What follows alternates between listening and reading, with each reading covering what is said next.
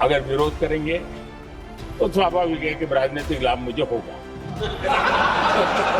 महिला बिल नहीं है, ये हिंदुस्तान का राजनीतिक जो स्ट्रक्चर है, इलेक्टोरल स्ट्रक्चर है, उसको बदलने की कोशिश है।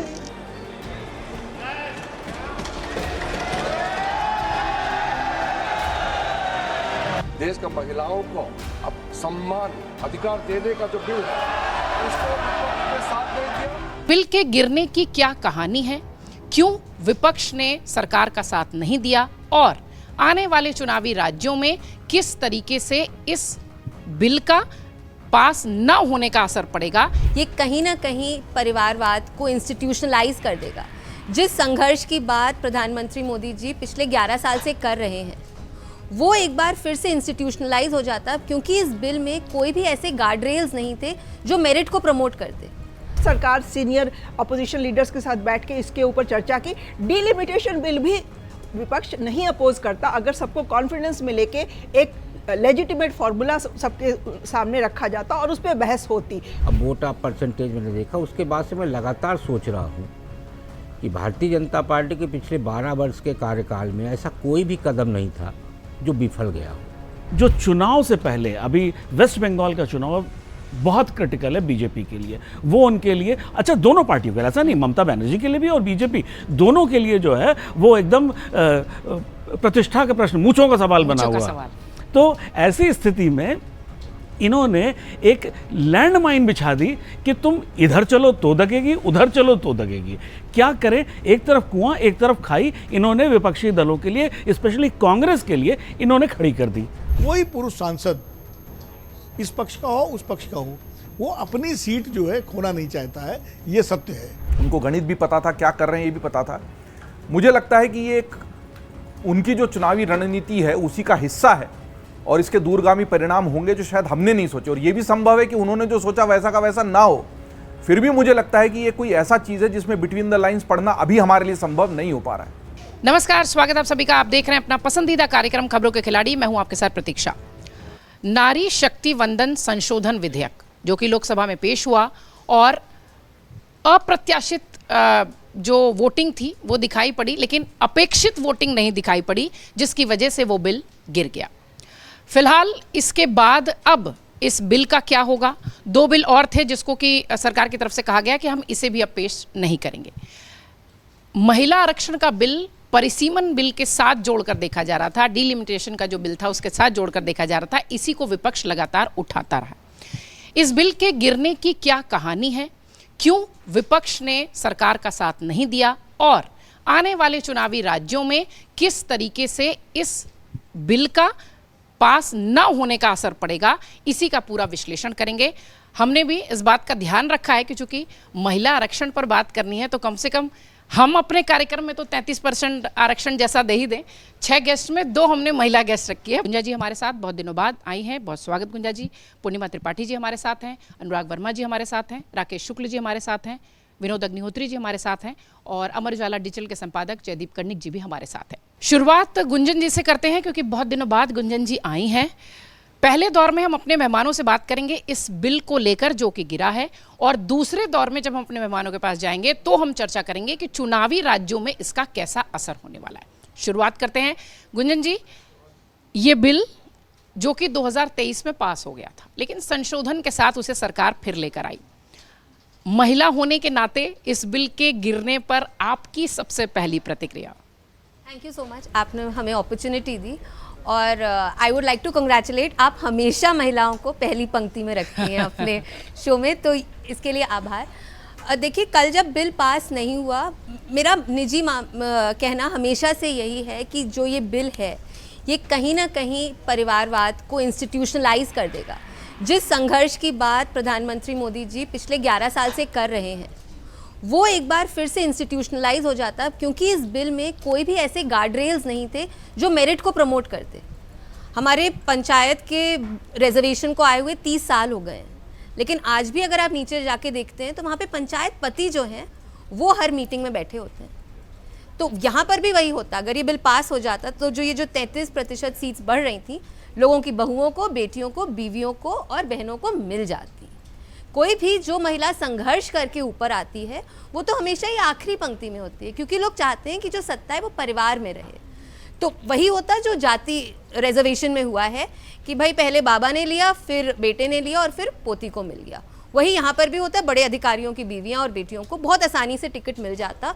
मोदी जी का और पूरे संसद का जो एक विजन था कि हम महिलाओं को सशक्त करेंगे, उनकी आवाज़ को बुलंद बनाएंगे, कहीं ना कहीं मुझे लगता है कि इस करंट बिल के तौर पे वो ऑब्जेक्टिव मीट नहीं हो पाता। क्यों लगता है? क्योंकि 545 में नहीं है, वो अलग से देना चाह रहे थे। बिल्कुल, आपको अगर हमें वाकई में सशक्त करना है, अगर आपको हमारी आवाज़ को वहाँ पर लेके जाना है, तो आपके पास 543 सीट्स हैं, उसमें से 180 आप हमें दे दीजिए। What is stopping you from there? क्योंकि वहां पर आदमियों को बुरा लगेगा। तो आज भी जो ओवर आर्चिंग थीम है वो यही है कि भाई हम आदमियों को खुश रखें और औरतों को एक रिप्रेजेंटेशन दे दें। पुरुष सांसद जो है वो शायद नहीं चाहते हैं कि 543-45 सीटों में हो। पूर्णिमा मैम, एक नैरेटिव तो बना लिया सरकार ने कि विपक्ष या यूं कहें कि कांग्रेस पूरी तरह से नारी विरोधी है। बिल तो 2023 में आ गया था, फिर ये वक्त क्यों चुना गया? संशोधन, परिसीमन, डिलिमिटेशन, क्यों ये सारी कहानियां अभी फिर से एक नए रूप में प्रस्तुत करने की कोशिश की गई, नए चोले में, नए पैकेजिंग में? देखिए प्रतीक्षा, बिल आपने जैसे सही कहा कि 2023 में तो पास हो ही चुका था, दोनों हाउसेज में पास हो चुका था। सरकार वाकई में महिला आरक्षण को लेकर के सिंसियर होती, चिंतित होती, उसकी इंटेंशन क्लियर होती, तो वो 24 में सरकार जब बनी उसके बाद उसको इम्प्लीमेंट कर ऑपरेशनलाइज करा सकती थी। उसको आपने 26 तक वेट किया, फिर 26 के साथ आपने उस पर एक पुछल्ला जोड़ दिया डिलिमिटेशन बिल का, और डिलिमिटेशन बिल के साथ आप चाह रहे थे कि उसको बैकडोर से पास करा लिया जाए, क्योंकि वो लिंक्ड बिल था with the women reservation bill. और सरकार ने अपनी काइयापनी में सोचा कि शायद विपक्ष उनके इस गेम प्लान को समझेगा नहीं, वो पहले विमेन रिजर्वेशन के नाम पर मेन बिल पास कर देगा, तो ये बिल ऑटोमेटिकली उसकी वजह से पास हो जाएगा और जो सरकार की मंशा डिलिमिटेशन को लेकर थी वो पूरी हो जाएगी। लेकिन वो विपक्ष चूंकि उस गेम प्लान को समझ गया, इसलिए उनके झांसे में नहीं आया। बेशक सरकार अभी उस पर एंटी विमेन होने का चस्पा कर रही है तमगा, लेकिन मुझे नहीं लगता है वो स्टिक करेगा, क्योंकि लोग भी इतने बेवकूफ़ नहीं होते हैं प्रतीक्षा। आपको वाकई में रिजर्वेशन देना था तो फिर 850 की बात आप कर ही क्यों रहे हैं? आप 543 की बात करिए और उसमें डिसाइड करिए, किसी को कोई ऑब्जेक्शन नहीं होता। तो पहले आप विमेन रिजर्वेशन के साथ 850 सीटों का एक कंडीशंस अप्लाई, जैसे मार्केट में दुकानों में आपने देखा होगा conditions apply up to 50% off वाला जो मामला होता है, स्टार लगा के, यस, और वो इतना छोटा लिखा होता है कि नॉर्मली कस्टमर उसके झांसे में आ जाता है और वो समझ ही नहीं पाता है। तो ये जो up to 50% off, Amit Shah ने बाद में कहा भी कि हम 50% सीटें बढ़ा देंगे। अरे 50% सीटें अगर आप वाकई इंटेंशन था बढ़ाने का तो उसको बिल में पहले ही इनकॉर्पोरेट करना चाहिए था। डिलिमिटेशन पे कोई आपने क्लैरिटी नहीं लोगों के सामने लाई, विपक्ष से बातचीत नहीं की, किस आधार पे डिलिमिटेशन ये थोड़ा सा मुझे लगता है मिस हो गया। अगर पहले सदन में आने से पहले थोड़ा बैठ के बातचीत हो गई। बैकग्राउंड में जो कंसेंसस बिल्डिंग की प्रक्रिया होती है कहाँ हुई? कब सरकार सीनियर अपोजिशन लीडर्स के साथ बैठ के इसके ऊपर चर्चा की? डिलिमिटेशन बिल भी विपक्ष नहीं अपोज करता अगर सबको कॉन्फिडेंस में लेके एक लेजिटिमेट फार्मूला सबके सामने रखा जाता और उस पर बहस होती। तो वो सब कुछ ना करके आपने सोचा कि आप सबकी आंखों में धूल झोंक के इसको आगे बढ़ा लेंगे, इसको पास करा लेंगे और साथ साथ ये दोनों यूनियन टेरिटरी और डिलिमिटेशन परिसीमन भी पास हो जाएगा। वो हो नहीं पाया और मुझे नहीं लगता है कि विपक्ष को एंटी विमेन होने का जो वो तमगा दिया है कल अमित शाह जी ने और मोदी जी ने, वो चिपकेगा, क्योंकि जनता समझ रही है, ये गेम प्लान जनता समझ रही है। वाकई में 543 में दे के अगर सरकार चाहती तो आज की डेट में भी उस बिल को लागू किया जा सकता था। इनफैक्ट जिस दिन वोटिंग होनी है उस बिल पे, उसके एक रात पहले आप उसको नोटिफाई करते हैं गजट में, सूचना जारी होती है, और वो भी चुपके वो भी चुपके। तो जहां इतनी सीक्रेसी है, जहां इतनी आंख मिचोली है, वहां कुछ तो दाल में काला है ना। तो वो जनता भी समझ रही है, वो विपक्षी पार्टियां भी समझ रही हैं। तो ठीक है, एक मैसेजिंग सरकार करना चाहती थी, एक नैरेटिव बनाना चाहती थी। अब ठीक है, उनके लोग तख्ती लेके घूमेंगे, कांग्रेस एंटी विमेन है, राहुल गांधी एंटी वुमेन है, उसको जेल में डालो, ब्रिटिश नागरिक है, बाहर करो, ये सब चलेगा। तो उससे, लेकिन उसमें मुझे नहीं लगता है कि डैमेज होना है बहुत ज़्यादा विपक्ष को। कार्यक्रम की महिलाओं को आपने सुन लिया है, जरा सत्ता पक्ष और विपक्ष की महिलाओं को भी सुनिए कि जब ये बिल लोकसभा में गिर गया तो क्या कुछ प्रतिक्रिया उनकी आई। फिर चलेंगे अपने पुरुष मेहमानों के पास। भारत के इतिहास में एक काला दिन कल निश्चित कर दिया, जहां पर उन्होंने देश की मातृशक्ति के साथ विश्वासघात करा। बहुत दुर्भाग्यपूर्ण है कि विपक्षी इस प्रकार की दुर्भावना से इस बिल का जो है समर्थन नहीं कर रहे हैं। बहुत ही, मुझे नहीं लगता इससे दर्दनाक और शर्मिंदगी भरा कुछ ऐसा कभी इससे पहले अंदर हुआ है संसद भवन में। सारी बेटियों का, महिलाओं का मनोबल जो है गिरा कर रख दिया है, तोड़ कर रख दिया है। जैसे प्रस्तुत किया जा रहा है और जिस तरीके से यहाँ पर नारे लगाए जा रहे थे महिला विरोधी, तो मैं समझती हूँ कि सत्ता पक्ष के लोग या तो पढ़ाई नहीं कर रहे या शायद जागरूक नहीं है, क्योंकि ये महिला बिल के विरोध में आज वोटिंग थी नहीं। ये पूरा वेल प्लान्ड है भारतीय जनता पार्टी द्वारा, क्योंकि वो जानते हैं कि समाजवादी पार्टी और सभी ऑपोजिशन पार्टीज ने मिलकर महिला आरक्षण बिल को 2023 में पास कराया था। आपने जैसा कि सुना कि सत्ता पक्ष की जितनी भी सांसद महिलाएं हैं, उन्होंने ये कहा कि ये बहुत काला दिन है, सरकार बहुत अच्छी चीज़ लेकर आने वाली थी, उसके बावजूद भी महिलाओं के बारे में विपक्ष ने नहीं सोचा।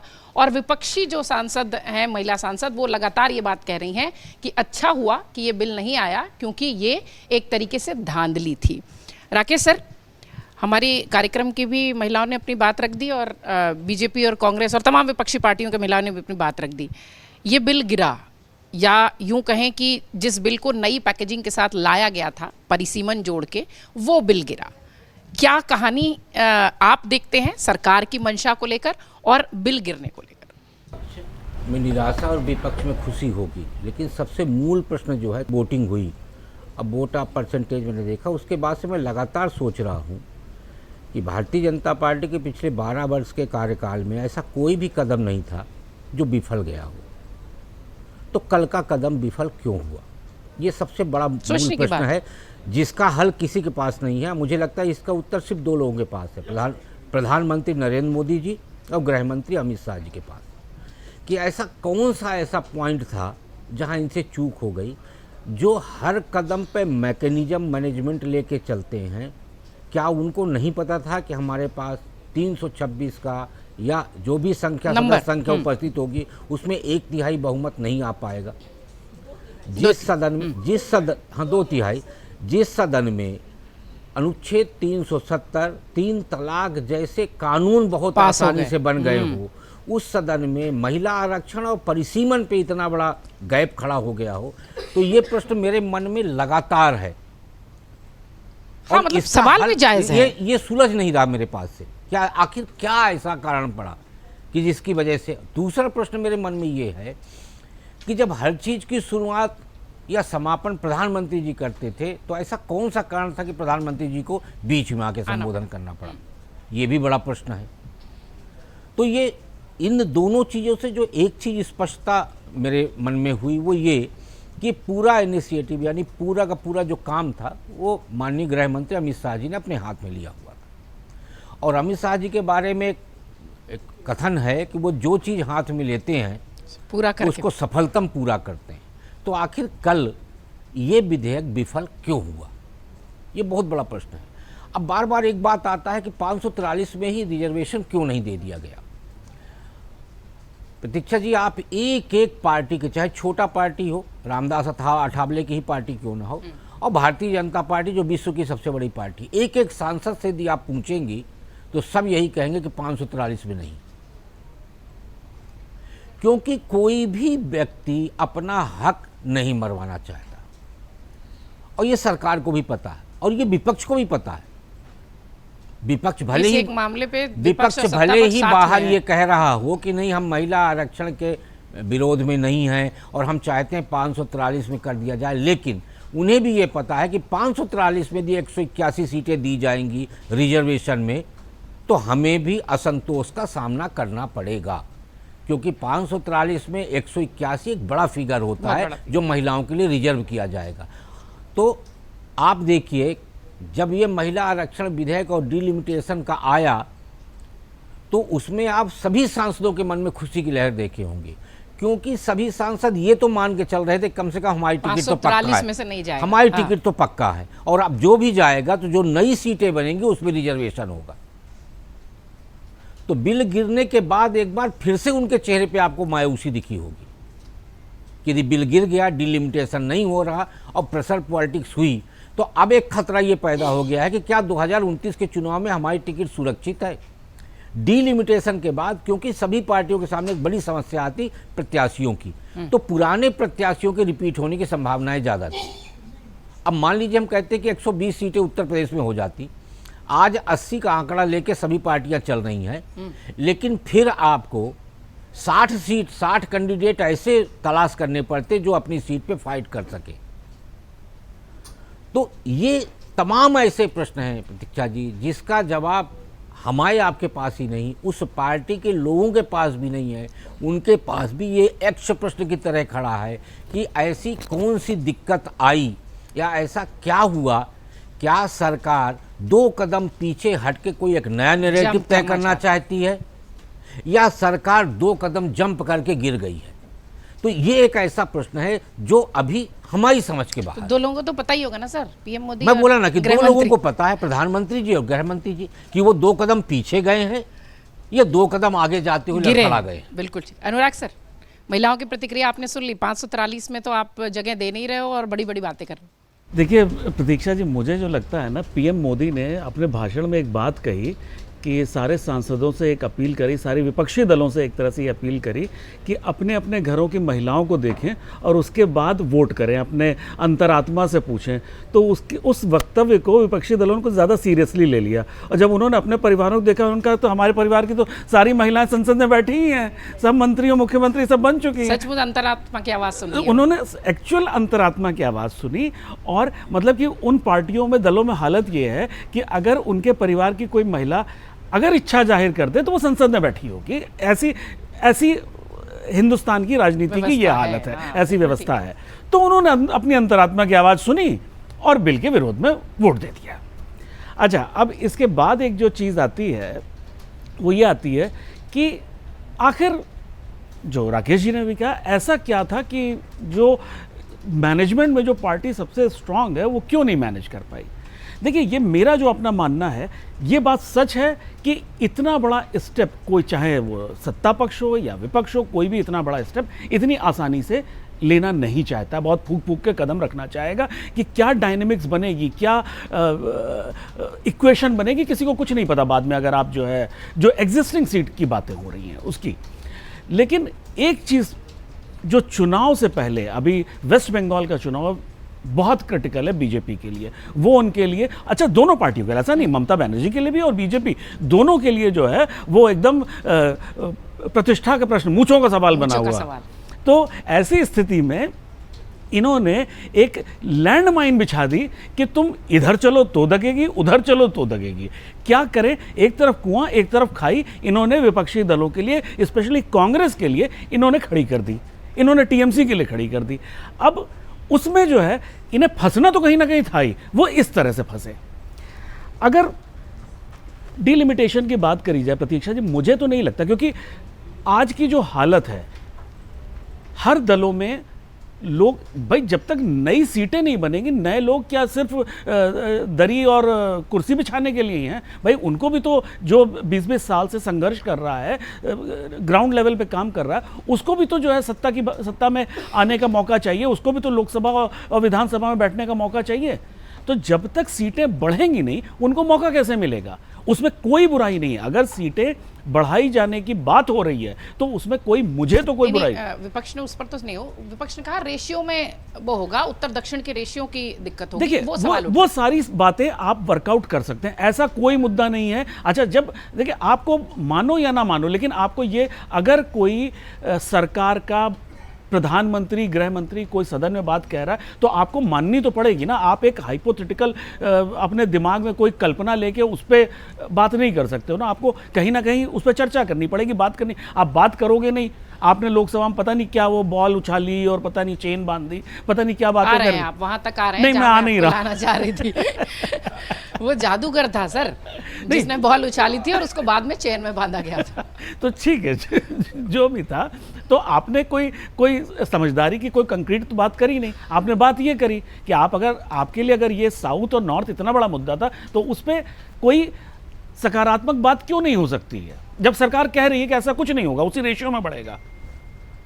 उसके बाद आता है कि भाई गृह मंत्री ने कहा कि 125 127 सीटें ऐसी हैं जिसपे 20 लाख से ज़्यादा वोटर हैं, तो एक जो फार्मूला 20 लाख से ऊपर है, तो इस फार्मूले पे भाई आप जिसने मतलब आप, मैं दिल्ली की बात नहीं कर रहा हूँ, आप जाइए क्षेत्रों में, वहाँ पे लोग, जनता अपने सांसद को मिलना तो देख नहीं पाती है, क्योंकि सांसद 20 लाख आदमियों में से कितनों से मिलेगा, कितनों से बात, और 20 लाख तो वोटर हैं, एक्चुअल नंबर तो बहुत ज़्यादा है। तो ऐसी स्थिति में अगर उसको जो है, अगर छोटी कॉन्स्टिट्यूंसी होगी तो एडमिनिस्ट्रेशन और पब्लिक कनेक्ट बहुत इजी हो जाएगा, तो उसमें मुझे नहीं लगता कि सीटें बढ़ने में ऐसी कोई समस्या होने वाली है। जो आखिरी चीज़ जो मैं कहना चाहूँगा, देखिए पंचायतों में भी आरक्षण लागू किया गया, जैसे सबने कहा कि वहाँ पे भी ऐसे ही हुआ कि वो प्रधानपति जो है वो मीटिंगें अटेंड कर रहे हैं। हमें इसमें बहुत सोचने की ज़रूरत है कि इसका इम्प्लीमेंटेशन ऐसा होना चाहिए कि जो एक्चुअल जिसने काम किया है, ग्राउंड पे जिसने काम किया है, वो संसद में पहुंचे। क्या हम ऐसा कोई फार्मूला बना रहे हैं कि क्या प्रतीक्षा संसद में पहुंच सकती हैं? क्या मेरे परिवार की कोई महिला संसद में पहुंच सकती? नहीं, पहुंचेंगे वही जो ऑलरेडी जिनके परिवार के लोग वहां बैठे हैं। गुंजन जी ने शुरुआत में कहा। तो ऐसा आप बिल लाके क्या कर रहे हैं? मतलब जब जिस पति नहीं या पिता नहीं या भाई नहीं एक्चुअल जो है चलाना है, तो आप फिर ऐसे इसीलिए अंतरात्मा की आवाज सुन ले रहे हैं। इसीलिए अंतरात्मा की आवाज सुन ली। पुरुष सांसदों की जो दिक्कत है वो आज भी दिखाई पड़ रही है 2026 में भी। क्या इतना सामान्य जितनी चीजें ये दिख रही है, इतना है कि सरकार 370 निकलवा लेती है, इतने बड़े बड़े बिल पास हो जाते हैं, और उसके बाद अमित शाह की प्लानिंग में यहाँ चूक हो जाती है कि नंबर गेम में वो फेल हो जाते हैं? जितना दिख रहा है उतना ही है सर। देखिए, मेरी जानकारी में और मेरे स्मृति में 1952 से लेकर के और अभी तक कोई भी संविधान संशोधन प्रस्ताव कभी गिरा हो, शायद नहीं गिरा, पहली बार गिरा है कि कोई भी सरकार जब ऐसा लाती है कि उसमें उसको 2/3 बहुमत की जरूरत है तो पूरा इंतजाम कर लेती है। अटल जी की सरकार गठबंधन की सरकार थी, बहुत लंबा चौड़ा गठबंधन था। मनमोहन सिंह की सरकार बहुत लंबा चौड़ा गठबंधन वाली सरकार थी, लेकिन उन्होंने भी कई संवैधानिक संशोधन पारित कराए हैं। तो ये सरकार जो इतनी मतलब तेज तर्रार सरकार मानी जाती है, मोदी जी जिसके मुखिया हैं, अमित शाह जी जिसके रणनीतिकार हैं, और उसके बाद क्या इसको अंदाज नहीं था कि 2/3 हम जुटा पाएंगे नहीं जुटा पाएंगे? उसकी तो कोई एक्सरसाइज की नहीं सरकार ने। 2/3 जुटाने की कोई एक्सरसाइज जो होती है, फ्लोर मैनेजमेंट जिसको कहते हैं, और जो पर्दे के पीछे की जाती है, उसकी कोई एक्सरसाइज नहीं हुई, न दिखाई पड़ी। तो कहीं ना कहीं ये लगता है कि इसका हिडन उद्देश्य क्या है और प्रकट उद्देश्य क्या है। प्रकट उद्देश्य तो यही है कि भाई एक अच्छे बढ़िया पैकेट में एक लग करके एक ऐसी चीज़ जो पसंद किसी को ना आए उसको कर दो, तो महिला आरक्षण के रैपर में लपेट करके परिसीमन वाला मुद्दा रख दो और उस दुप्पल में पास हो जाए तो हमारी जय, न पास हो तो हम महिला विरोधी का टैग तो लगाएंगे ही लगाएंगे। तो ये लेकिन कुछ ना कुछ इसके पीछे जरूर, और जो अभी हमारे मित्र शुक्ला जी ने भी कहा और लोगों ने कहा कि 2 ही लोगों को इसका उत्तर मालूम है, मोदी जी को और अमित शाह जी को। तो अब शायद नड्डा जी को मालूम हो, अच्छा अध्यक्ष तो नितिन नवीन हो चुके हैं, नितिन नवीन जी को मालूम हो, नड्डा जी तो पहले थे। तो भाई इतना अंडरस्टिमेट मत करो यार। तो अध्यक्ष है पार्टी के, राष्ट्रीय अध्यक्ष है वो। नवीन जी के बारे में भी एक किस्सा है, चलो मैं बीच में टोक रहा हूँ आपको, कि जब उनके नवीन सिन्हा जी का निधन हुआ तो ये कहा गया कि इनकी माता जी को बांकीपुर सीट दे दी जाए, और वो लगभग तय हो चुका था कि बांकीपुर सीट नितिन नवीन जी के, नवीन जी की पत्नी को दिया जाए, नितिन नवीन जी की माता जी को दिया जाए। तब अरुण जेटली जी ने कहा कि नहीं ऐसा करो कि अब लड़का बड़ा हो गया है तो लड़के को उतार दो। तो आप सोचिए कि बिना रिजर्वेशन के भी जो पारिवारिक रिजर्वेशन है ना, उसमें नितिन नवीन जी की जगह पे उनकी माता जी विधायक होती बांकीपुर सीट से, वो भी उन्हें वहाँ पे भी नहीं मिला उन्हें, शायद वो अध्यक्ष होती। हाँ, तो इसीलिए मैं बोल रहा हूँ कि वो बिना रिजर्वेशन के भी पारिवारिक रिजर्वेशन के तहत अभी भी हो रहा है। मुद्दे पर आते हैं, वो तो मैंने उसमें कहा था संदर्भ के तहत, तो 2 लोगों के अलावा किसी को पता नहीं ऐसा क्यों हुआ, और अगर वाकई चूक हो गई और गणित नहीं जुड़ा पाए तो इस सरकार के लिए मतलब एक तरह से उसका जो इकबाल होता है हर सरकार का, वो कमज़ोर हुआ है। मुझे लगता है कि देखिए, महिला आरक्षण यहाँ तक बात है, महिला आरक्षण का बिल तो 2023 में सितंबर में पारित हो चुका है। उसी समय ये बात उठी थी जब उसमें ये क्लॉज डाला गया था जिसके लिए संविधान संशोधन लाया गया कि 2026-27 की जनगणना होगी, उसके बाद परिसीमन होगा और फिर लागू होगा। तो यही कहा जाता था कि 34 में लागू होगा, 34 में लागू होगा। उस वक्त विपक्ष की अगर आप भाषण उठा के देखिए रिकॉर्ड में, तो विपक्ष कह रहा था इसको अभी लागू करिए 2024 के चुनाव से और इसको 543 में लागू कर दीजिए। लेकिन सरकार ने उस क्लॉज को डाला और बात वो हो गई। अब उस क्लॉज को हटाने के लिए 2011 की जनगणना का आधार लेकर के और उसको 2029 में लागू किया जाए, ये सरकार ने किया। तो जो आपने किया था उसी को आप उलट रहे थे अपने उसको। तो आज भी पूरे बहस में अगर आप सुनिए, विपक्ष के हर छोटे बड़े नेता ने ये कहा है कि आप 2023 वाला विधेयक जो है, जो कानून बन चुका, उसको लागू करिए और हम साथ हैं, उसके लिए जो संशोधन लाना हो लाइए, हम पूरा साथ देंगे। तो अगर वाकई सरकार की मंशा है कि महिला आरक्षण 2029 में लागू हो जाए तो उसको कर देने में कोई दिक्कत नहीं है। मानसून सत्र आ रहा है, उसमें संविधान संशोधन ले आए और वो दोनों क्लॉज हटा दें और लागू कर दें इसी 543 में। लेकिन वही है कि शुक्ला जी कार लेके जा रहे हैं, हमने कहा भाई शुक्ला जी हमें बिठा लो। शुक्ला ने कहा कि ऐसा है एक ट्रॉली लगा देते हैं बगल में, उसमें बैठ जाओ विनोद जी और फिर चलो, अपनी गाड़ी नहीं बिठाएंगे। तो ये वही है, 543 से एक ट्रॉली आप लगा दीजिए कि 800-850 सीटें या 815 सीटें कर दीजिए और उसमें आप दे दीजिए। तो ये है, इसीलिए जो इसको कल हमारे एक मित्र हैं जी पत्रकार, उन्होंने कहा था ये पुरुष आरक्षण बिल था कि पुरुषों के लिए जो 543 सीटें मैंने भी शुरुआत में यही आरक्षित रहें, बाकी एडिशनल में आप दे दीजिए। तो उस तरह से, और जो अभी आपने कहा, जिस पर हम लोग चर्चा कर चुके हैं कि कोई पुरुष सांसद इस पक्ष का हो उस पक्ष का हो, वो अपनी सीट जो है खोना नहीं चाहता है, ये सत्य है वो सारे। और ये बात मैंने आपको अपनी प्रोग्राम में कुछ बातों में कही भी थी कि खुद शरद यादव और मुलायम सिंह जी ने उस वक्त हम लोगों ने उनसे पूछा कि भाई आप क्यों इसका विरोध कर रहे हो, ओबीसी वाला लगा करके। तो उन्होंने कहा कि हम विरोध नहीं कर रहे हैं, बोले हम लोग तो सामने हैं, बदनाम हो रहे हैं। लेकिन सच्चाई ये है कि हर पार्टी का पुरुष सांसद आके कहता है कि आप लोग विरोध करते रहिए ताकि भाई सीटें बची रहें। तो ये मनासी तो यही थी। मुझे लगता है कि अब ये नैरेटिव चलेगा दोनों तरफ से, सत्ता पक्ष विपक्ष के बीच से।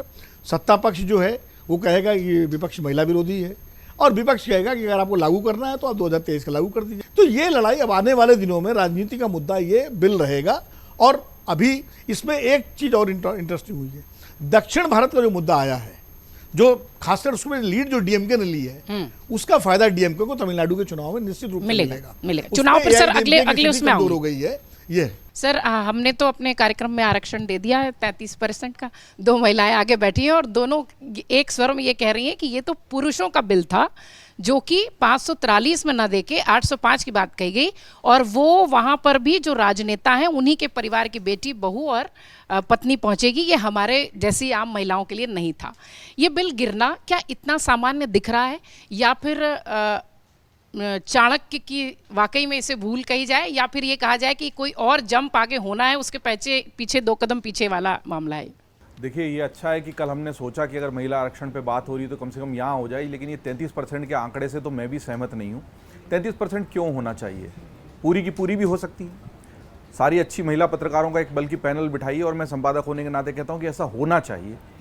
और काबिलियत के आधार पर अगर सब कुछ मिल रहा होता तो आरक्षण की ज़रूरत ही नहीं पड़ती। लेकिन काबिलियत के आधार पर नहीं मिल रहा है, इसलिए आरक्षण देकर छीनना पड़ रहा है, और उसके लिए भी लोग तैयार नहीं है। और जो कुछ भी संसद में हुआ है वो पुरुष समाज की नंगी सच्चाई है जो सामने आ गई है। और ये जो सब बात हो रही है कि गणित फेल हो गया, ऐसे के, मुझे लगता है कि फेल होने के लिए प्रस्तुत किया गया था। इतने ना समझ जितना हम बोलते, इतना बिल निकलवा लिया, सदन से पास करवा लिया। आप उन लोगों की राजनीति को जहाँ से समझना शुरू करते हैं वहाँ पर तो खत्म होती है, वहाँ से उनकी सोच शुरू होती है। बहुत आगे सोचकर काम करते हैं। और मैं ये मानता हूँ कि ये जो बातें हम लोग अपने स्तर पर कर रहे हैं, इतना जो आया बाहर उसका अध्ययन कि 2023 का बिल तो था ही, अभी क्या है, ये सब उनको नहीं मालूम होगा, ये सोचना बेवकूफ़ी होगी। तो मैं वो बेवकूफ़ी तो नहीं करना चाहता। उनको सब पता था, उनको गणित भी पता था, क्या कर रहे हैं ये भी पता था। मुझे लगता है कि ये एक उनकी जो चुनावी रणनीति है उसी का हिस्सा है, और इसके दूरगामी परिणाम होंगे जो शायद हमने नहीं सोचे। और ये भी संभव है कि उन्होंने जो सोचा वैसा का वैसा ना हो। फिर भी मुझे लगता है कि ये कोई ऐसा चीज़ है जिसमें बिटवीन द लाइंस पढ़ना अभी हमारे लिए संभव नहीं हो पा रहा है, क्योंकि जो कुछ भी 2023 के बिल में था वही है। केवल परिसीमन उसमें एक लॉक उन्होंने ही लगाया था, उसी लॉक को उन्होंने डिफाइन कर दिया। 2011 की जनगणना नहीं थी, वो हो गया। 851 नहीं डिफाइन था, वो हो गया। इसमें एक बड़ा परिवर्तन ये हुआ है कि हमारा पूरा का पूरा लोकतंत्र इस अवधारणा पर खड़ा है कि जिसकी जितनी संख्या भारी उसकी उतनी हिस्सेदारी। लेकिन इस वजह से, और इसीलिए ऐसा है कि उत्तर प्रदेश में ज़्यादा सीटें हैं क्योंकि यहाँ पर जनसंख्या ज़्यादा है, बिहार में ज़्यादा है, लेकिन दक्षिण भारत में सीटें कम हैं। लेकिन आगे जाकर भी ऐसा ही होता रहा तो ये अनुपात जो है ये बिगड़ेगा और ये अनुपात विरोध के स्वरों को जन्म दे सकता है। इसलिए वहाँ 50-50% बढ़ाकर अगर आनुपातिक बढ़त होगी सीटों में राज्यवार, हमारा जो मूल निर्णय था जनप्रतिनिधियों को खड़ा करने का जनसंख्या के आधार पर, वो जनसंख्या के आधार पर था, राज्यों के आधार पर कभी नहीं था। और इसीलिए सीटों का डिवीजन इस तरह है, कहीं 10 सीट है, कहीं 12 है, कहीं 28 है, कहीं 75 है, कहीं 40 है, तो कहीं 80 है। वो इसलिए है कि वो जनसंख्या के आधार पे है। तो लोगों को उस पर वो एक बड़ा शिफ्ट है हमारे कॉन्स्टिट्यूशनल और आइडियोलॉजिकल थॉट प्रोसेस में। मैं वहां जाना चाहता हूं एज ए जर्नलिस्ट। हम उस आइडियोलॉजिकल शिफ्ट को समझें। ये नारा ही बदल रहे हैं वो कि जिसकी जितनी संख्या भारी उसकी उतनी हिस्सेदारी। इसका मतलब ये है कि हम अपनी अपीजमेंट पॉलिटिक्स में, तुष्टीकरण की राजनीति में वहां चले गए हैं कि दक्षिण भारत को ऐसा नहीं लगे कि हमारा जनप्रतिनिधित्व आने वाले परिसीमन के बाद कम हो जाएगा, इसलिए आनुपातिक रूप से उनको बढ़ाओ और उनको बताओ कि कल आपका 6% था संसद में प्रतिनिधित्व, तो आगे भी 6.5 जो गिनाते रहे अमित शाह लगातार। तो मुझे लगता है उसमें जो बारीकियां हैं, जो न्यूआंसेस हम कहते हैं वो छुपी हैं, वो ज्यादा महत्वपूर्ण है। और उसी को सोचकर ये बिल लाया गया था और इसका गिरना तय था, ये उन लोगों को भी मालूम था। लेकिन जो बात अभी अनुराग जी भी कह रहे हैं कि 20 लाख पर एक है, लेकिन अगर जो हम 10 लाख वाला मूल हमारा निर्धारण था उस पर जाएंगे तो हमारे को 1400-1500 सांसद भी कम पड़ेंगे। आज तो नई जो संसद बनी है उसी में 850 से ज्यादा की व्यवस्था नहीं है। कल मैं मजाक में अपनी न्यूज रूम में बात भी कह रहा था कि सचमुच 1400 होंगे तो क्या करेंगे, बोले सर बाकी सांसदों को वर्क फ्रॉम होम दे देंगे। तो लेकिन ये बहुत गंभीर मसला है कि जिससे 140 करोड़ की आबादी है उसके हिसाब से अगर हमारे पुराने नियम लागू रहे। इसमें एक महत्वपूर्ण बात सोचने की ये भी कि सब कुछ सांसद नहीं करता। नाली खड़ंजे स्ट्रीट लाइट का काम नहीं करता और उसके लिए हमारे पास निगम की, कॉर्पोरेट्स की, विधायकों की, विधानसभा की व्यवस्था है। तो हमें उस परिभाषा को, जैसे इस परिभाषा को बदलने का प्रयत्न मोदी सरकार ने और अमित शाह ने किया कि भाई जिसकी जितनी संख्या भारी से चलते रहे, तो हमेशा उत्तर प्रदेश, बिहार और उत्तर भारत के राज्यों की सीटें और प्रतिनिधित्व बहुत ज्यादा रहेगा और परिसीमन के बाद तो ये और ही बदल जाएगा क्योंकि जनसंख्या में इजाफा आनुपातिक रूप से यही ज्यादा हुआ है। तो शायद उसको चेंज करने के लिए और बैलेंस करने के लिए एक नई तरह की पॉलिटिकल नैरेटिव को गढ़ने के लिए बिल आया था। वो उन्होंने शुरुआत कर दी, उन्होंने अपना बीज बो दिया है। वो शुरू से जान रहे थे कि ये बिल गिरने वाला है और वो बिल गिर गया, इसलिए वो संख्या बल पर नहीं गए थे। वो थॉट, और उन्होंने ये जब सोचा था कि जब उन्होंने ये लॉक लगाया था 2023 में, तब उन्होंने सोचा था देखा जाएगा ये 23 और 26 वाली जो लॉक लगी 26 की जनगणना के, और इसीलिए 34 की बात की थी। देखिए हमारे न्यूज़ रूम से ही बहुत एक सीनियर पर्सन ने बहुत अच्छी बात कही कि जो सरकार 2 से 3 साल चलने वाली एसआईआर की प्रक्रिया को 3 महीने में समेट सकती है, जो सरकार 1 साल में अपना पूरा विस्टा प्रोजेक्ट खड़ा कर सकती है, उसको अगर जनगणना भी करवानी होगी ना तो वो उतनी तेजी से करवाकर 34 की बजाय अभी लागू कर सकती है। तो ऐसा नहीं कर रही है तो इसका मतलब नहीं करना चाहती है। हमने देखा है कि एक फ्लाईओवर बनना शुरू होता है और कई बार 5-5, 8-8 साल तक नहीं बनता, वो पूरा सेंट्रल विस्ता 2-2.5 साल में बनकर तैयार होकर उस संसद में। इसका मतलब इस सरकार के पास ऐसी विल पावर है कि अगर करना चाहती है तो कर देती है, और अगर नहीं कर रही है तो फिर वो नहीं करना चाहती है, इसलिए नहीं कर रही है, ये समझना जरूरी है। 11वीं और 12वीं की जो सिविक्स की बुक होती है उसमें ही ये बता दिया जाता है कि संशोधन संविधान में करने के लिए 2/3 बहुमत की आवश्यकता होती है। अब ये अगर 11वीं 12वीं के बच्चे को पता है तो अमित शाह, प्रधानमंत्री मोदी या सरकार को नहीं पता होगा, ये कह पाना तो थोड़ा सा शायद मुश्किल लगता है। दूसरे दौर में चलते हैं, बात करते हैं आने वाले चुनावी राज्यों पर इस बिल के गिरने का और दोनों पक्षों के नैरेटिव बनाने का क्या असर होगा। पूर्णिमा मैम से शुरुआत करेंगे। पूर्णिमा मैम, क्या लग रहा है कि बंगाल में या तमिलनाडु में या जो चुनावी हमारे राज्य हैं वहां पर, हालांकि 3 जगह तो वोटिंग हो चुकी है, उन दोनों राज्यों में क्या इसका कुछ असर दिखेगा इस बिल के गिरने? देखिए अभी बंगाल और तमिलनाडु पर ही सीमित रखते हैं क्योंकि बाकी जगह तो चुनाव हो गया, वोट पड़ चुके हैं। तमिलनाडु में स्टालिन का सबसे पहला रिएक्शन क्या था? चेन्नई बीट दिल्ली। अभी आईपीएल का सीजन है और हम स्टेट्स और शहरों के नाम से अपनी टीम को जानते हैं, तो स्टालिन ने कहा चेन्नई बीट दिल्ली। उसी तरह ममता बनर्जी, अभिषेक बनर्जी, कल राहुल गांधी ने अभिषेक बनर्जी को जाके आगे बढ़ के थैंक्स बोला है, तो वो कहेंगे कोलकाता बीट दिल्ली। तो वो लोग तो अपने अपने राज्य में चुनावी फ़ायदा उसका ज़रूर उठाएंगे और मुझे लगता है कि शायद उसका फ़ायदा उन्हें मिल भी जाएगा। लेकिन जो बीजेपी ने बेशक बिल को गिरजाने पर ही सही, लेकिन जो एक नैरेटिव की शुरुआत कर दी है वो उस नैरेटिव से ममता बनर्जी को घेरने में, तमिलनाडु में वो नैरेटिव वो नहीं चलाएंगे, वो बंगाल में नैरेटिव चलाएंगे जहां की ममता दीदी। इस बार आपने एक चीज़ नोटिस की होगी वो जो पिछली बार का मोदी जी का दीदी और दीदी वाला टोन था वो कहीं नहीं सुनाई दिया। तो ममता बनर्जी को पर्सनली इस बार बीजेपी कहीं नहीं घेर सकी है। तो खासतौर से पीएम मोदी, अमित शाह ने तो बोला भी, प्रधानमंत्री ने कहीं नहीं बोला। दीदी वाला टोन तो हमने कहीं नहीं सुना, ना मोदी जी के भाषणों में, ना अमित शाह के किसी उसमें। तो वो दीदी और दीदी बोल के ममता बनर्जी को पर्सनली घेरने के लिए ये जो एक कि आप विमेन रिजर्वेशन के विरोधी हैं, ये एक नैरेटिव बीजेपी लेके आई है। तो हो सकता है वो इस चुनाव में वो लोग इस्तेमाल करें।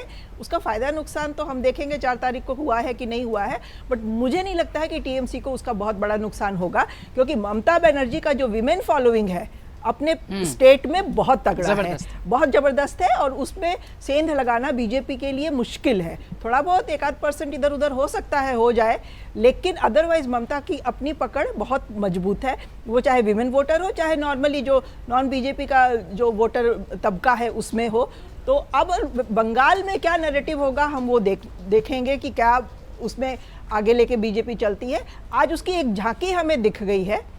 हमने देखा है कि कैसे अखबारों में विज्ञापन आ गए हैं और मोदी जी विमेन माताओं बहनों के हितैषी और कांग्रेस महिला विरोधी, कांग्रेस बहनों की विरोधी वगैरह वगैरह जो चल रहा है। तो चूंकि कांग्रेस तो इन दोनों चुनाव में कहीं बहुत ज़्यादा मैटर करती नहीं है, तो कांग्रेस को घेर के बीजेपी को बहुत ज़्यादा फायदा होने वाला नहीं है। लेकिन हाँ, चुनाव में बंगाल में इसकी चर्चा हम सुनेंगे। ठीक, कुंज जी आप बताइए कैसा लग रहा है आपको ये बिल? क्या चुनावी राज्यों जो 2 राज्य बचे हुए हैं उसमें कुछ नैरेटिव बनाने में बीजेपी कामयाब हो पाएगी?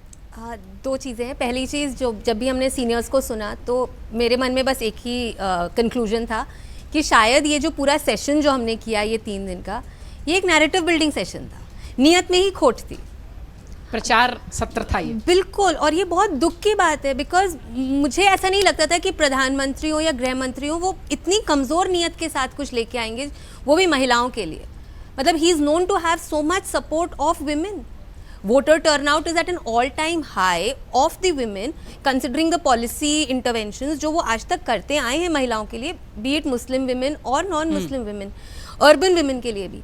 लेकिन हाँ, अगर ये एक नैरेटिव बिल्डिंग सेशन था, सिर्फ एक सिग्नलिंग थी, विपक्ष को महिला विरोधी ठहराने का प्रयास था, तो पहला चीज़ ये बहुत डिसअपॉइंटिंग था। दूसरा चीज़, आप बंगाल को देखिए, TMC gives 33% tickets to its women cadre. BJD also does that. They are the only 2 parties जो 33% रिजर्वेशन टिकट के ही स्तर पे कर देती हैं। उन्हें ये आरक्षण का संशोधन लाने की आवश्यकता। शायद नवीन पटनायक ने कहा भी कि हम तो बिल्कुल इसके साथ हम तो है।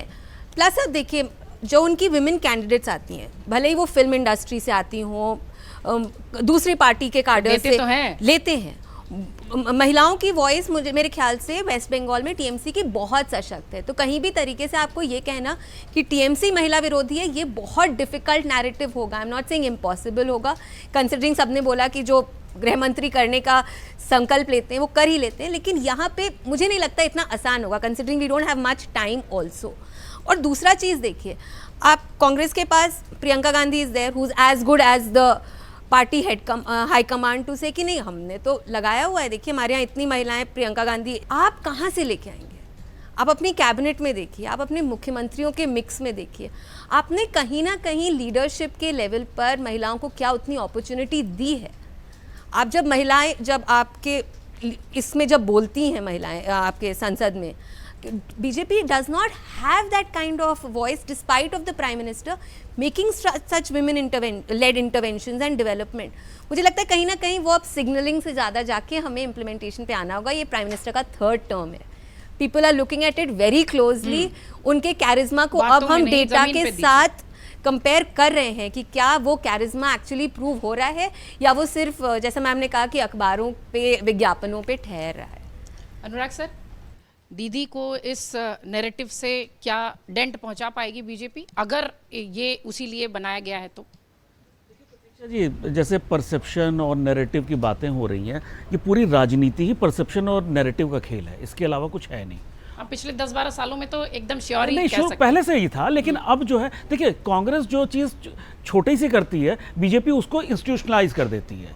तो कहीं ना कहीं ये नैरेटिव और परसेप्शन का खेल है, और जिसमें बहुत ही स्मार्टली इन लोगों ने वेस्ट बंगाल चुनाव से पहले खेला। मैंने शायद टीवी पे आपके शो में कहीं पे ये बात बोली हुई है कि अब जो होता है, जो आज के चुनाव होते हैं, वो लास्ट के 72 घंटे में सारे मतलब जीत हार में बदल जाती है और हार जीत में बदल जाती है। तो ये पिछले कई स्टेट के चुनाव में हम देख चुके हैं, आखिरी के कुछ घंटे बहुत इंपॉर्टेंट होते हैं। ये जो पार्लियामेंट का सेशन था, उसी की एक वानगी थी कि किस तरह से एक नैरेटिव बिल्ड किया जाए, एक जनता के सामने एक ये बताया जाए कि शायद ममता बनर्जी जितना बातें महिलाओं की करती हैं उतनी वो है नहीं।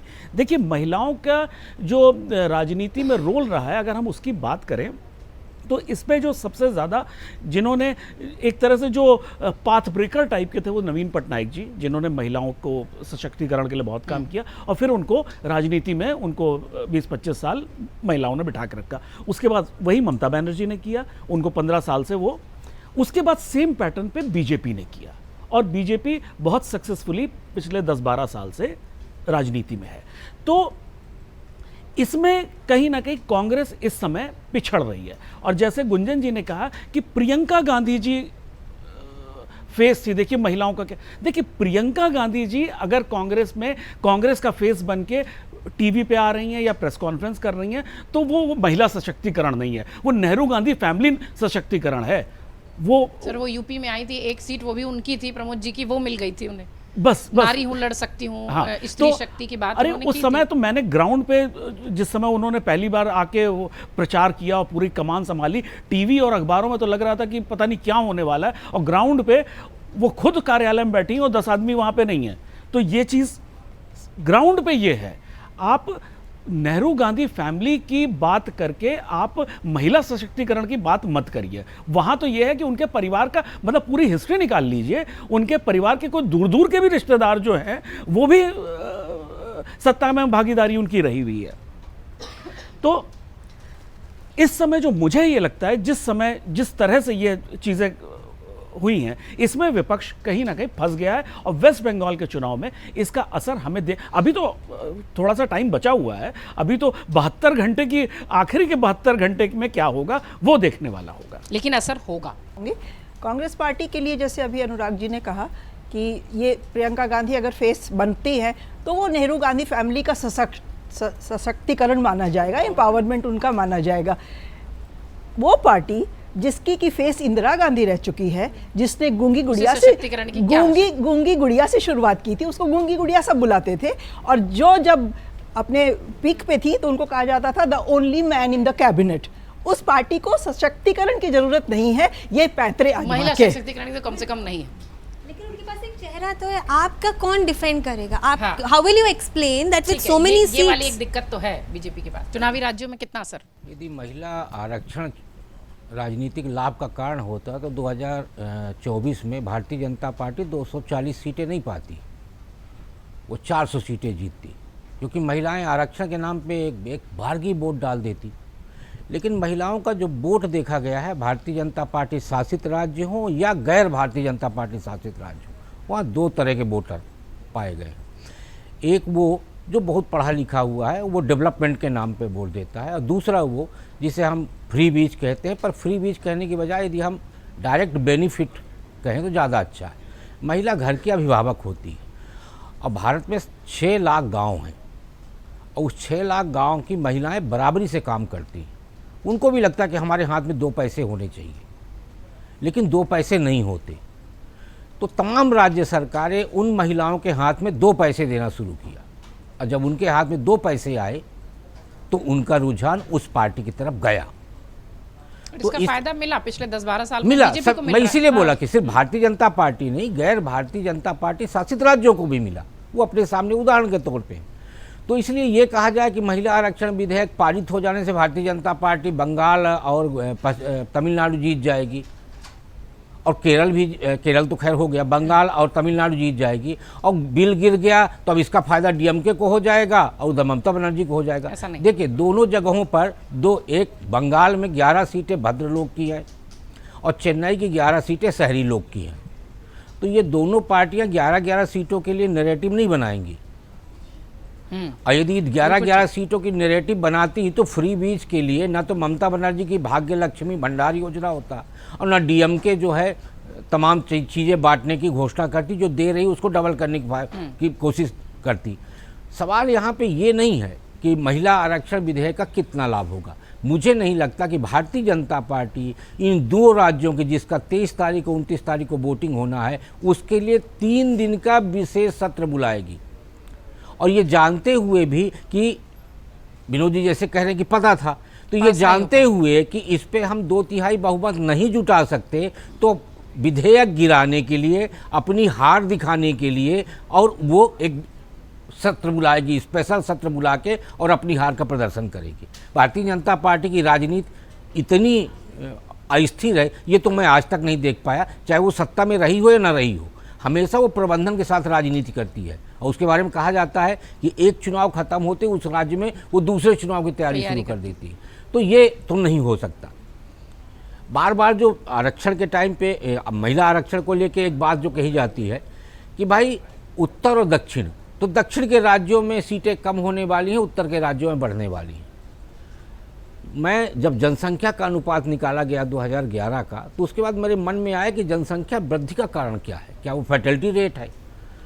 जैसे कहा जाता है कि दक्षिण के लोगों ने जनसंख्या वृद्धि को बड़ा मैकेनिज्म के साथ रोका, ऐसा नहीं है कि उत्तर भारत के राज्यों ने नहीं रोका, लेकिन आबादी का अनुपात बढ़ने और घटने का कारण है कि तमिलनाडु में हमारा प्रवेश वर्जित है, और यदि हम चले गए तो वहाँ की हम बसाहट नहीं ले सकते, काम करेंगे वापस आ जाएंगे। लेकिन उत्तर प्रदेश, मध्य प्रदेश, महाराष्ट्र, यहाँ हम जाते हैं, काम करते हैं, वहीं के बासिंदा हो जाते हैं, दिल्ली सहित।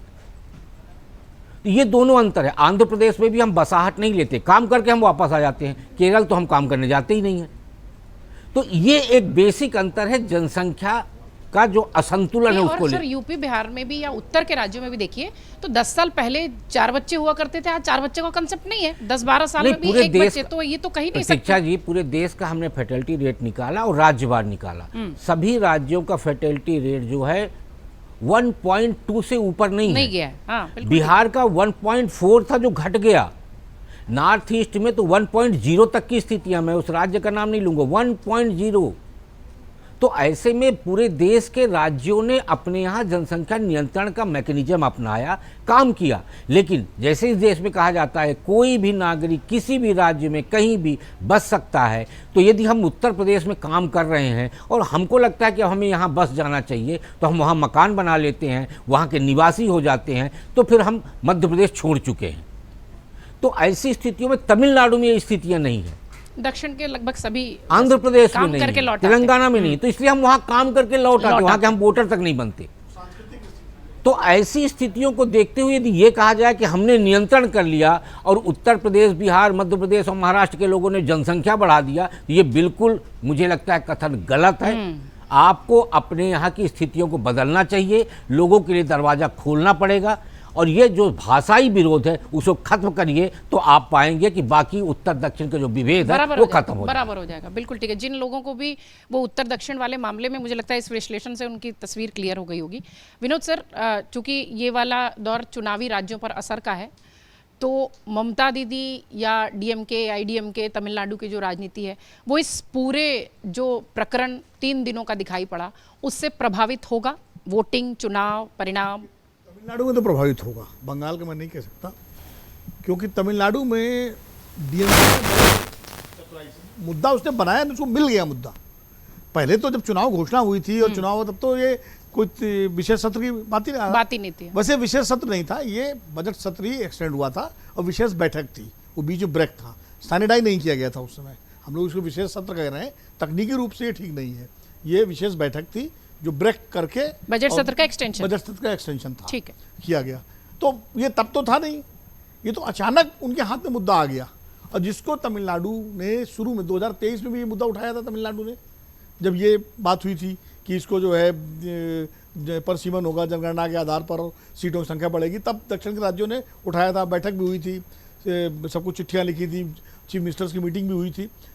ये मुद्दा फिर उनके हाथ में मिल गया, और जिस तरह उन्होंने इसको एग्रेसिवली उठाया कि पूरे तमिलनाडु में काले झंडे, काले कपड़े, उनके सारे सांसद काले कपड़े पहन के आए, और उनके आप भाषण देखिए नेताओं के, राजा से लेके कनिमोजी तक सब मैंने सुने हैं, तो उनका फोकस महिला रिजर्वेशन पे नहीं था, उनका फोकस डिलिमिटेशन पे था। उनका फोकस ये था कि परिसीमन से हमारी सीटें कम हो जाएंगी, और 50% पे भी वो तैयार इसलिए नहीं थे, उसका कारण बताऊं। परसेंटेज में तो ठीक है लगता है, लेकिन गैप तो बढ़ जाता है।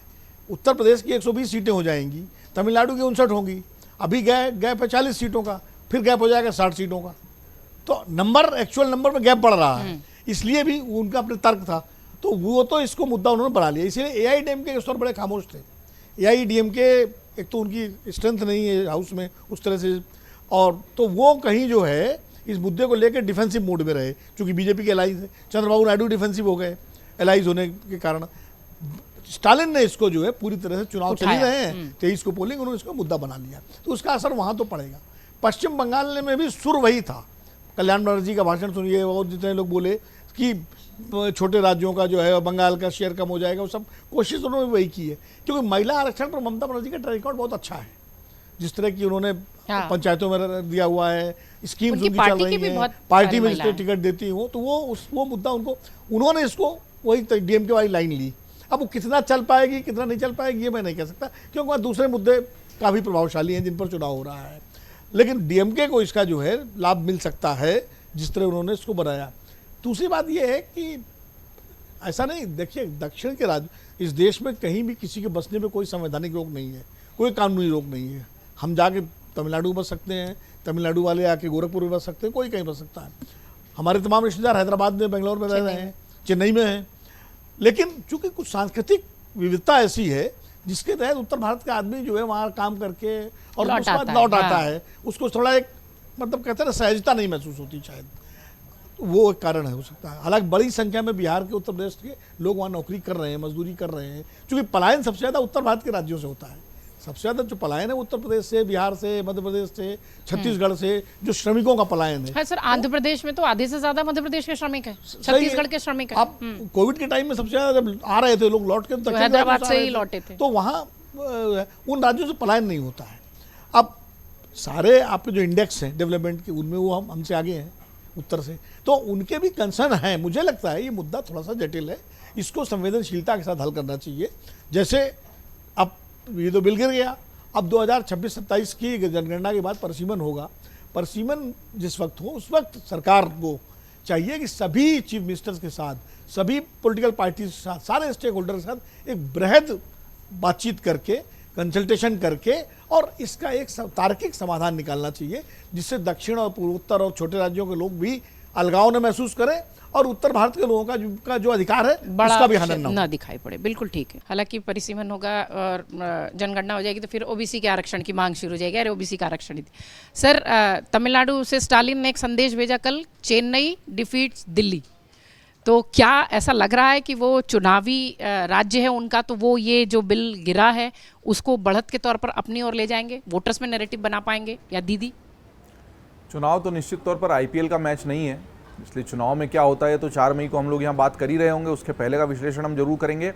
लेकिन अगर स्टालिन को लगता है कि उन्होंने मुद्दे को लपक लिया और विधेयक को जलाते हुए उनके जो फोटो हैं वो उनके पक्ष में चले जाएंगे, तो जो लोगों ने संसद में बैठक को एक्सटेंड करवाया, विशेष सत्र नहीं है, जो बैठक चल रही थी उसको एक्सटेंड करवाया, तो वो लोग भी चुनावी फायदे के लिए इसको ऐसा कर रहे थे।